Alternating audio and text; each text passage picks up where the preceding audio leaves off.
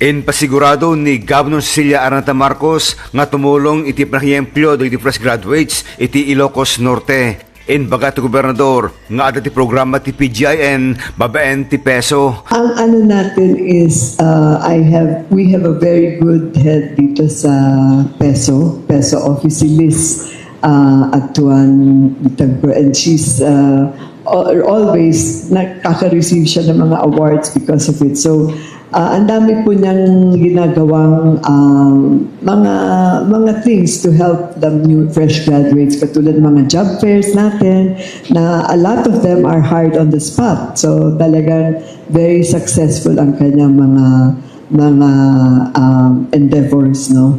Inayon ti gobernador nga adu iti oportunidad a pagsapulan gabuta adu dagiti investors nga umay ag negosyo iti probinsya. Kas kaliti renewable energy, Kenti Mega World. So normally our employment opportunities are expanding then kasi nga of most of the investors that are coming in, like the renewable energy plus yung Mega World, di ba po, may mga kung ano-ano nabubukas. So I think we do have a lot of opportunities for our fresh graduates, and we also have our mga